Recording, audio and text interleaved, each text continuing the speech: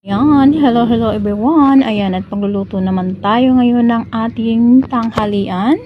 Ayan, ito at nagpiprito pala ako ng saging na saba. Ayan, para sa aking lulutuin na puchero. Ayan, piniprito ko muna siya guys para hindi siya madurog mamaya. Ayan, so nagigisa na tayo na dyan ng bawang and sibuyas. Ayan guys, panoorin nyo lang ang aking pagluluto. Ayan, so gisa-gisa lang tayo dyan. Ayan, hanggang sa mag-brown yung ating sibuyas and bawang at lumabas yung kanyang aroma. Ayan, so ilalagay ko ang ating sweet corn dyan guys. Ayan, maglalagay ako ng sweet corn kasi merong available na sweet corn dito sa amin. Ayan, so pang dagdag lasa din yan.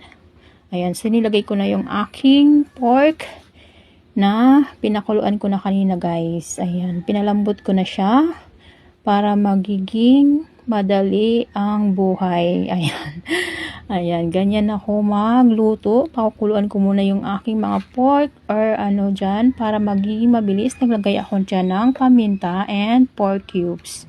And then, konting patis. Ayan, pampalasa guys. So, ayan, halo-halo lang tayo dyan. Ayan, hanggang sa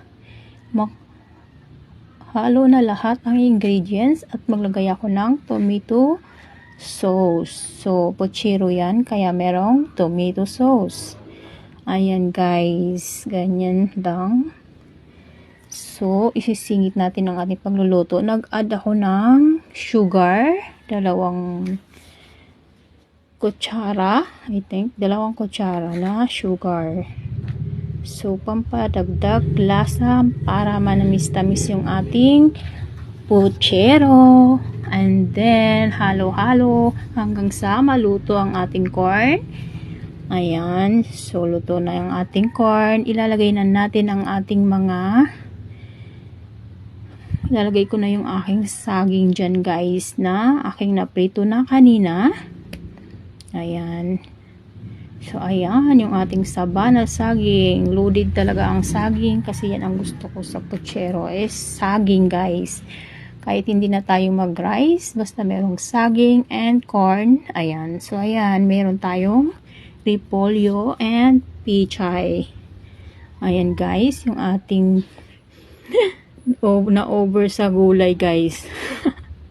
Na-over sa gulay ang aking puchero. Ayan, pero okay lang yan. Mas masarap maraming gulay. Ayan.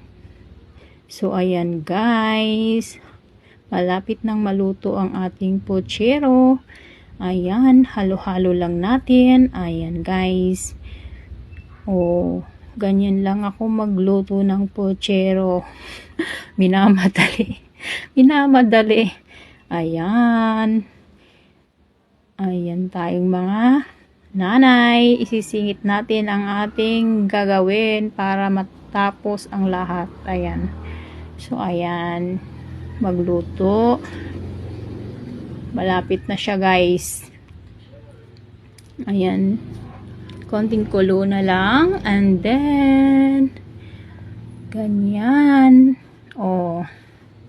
Luto na guys. Tara, kumuha na ng kanin.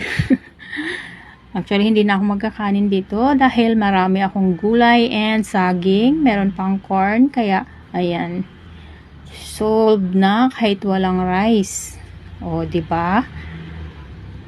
Ganyan lang. Bye.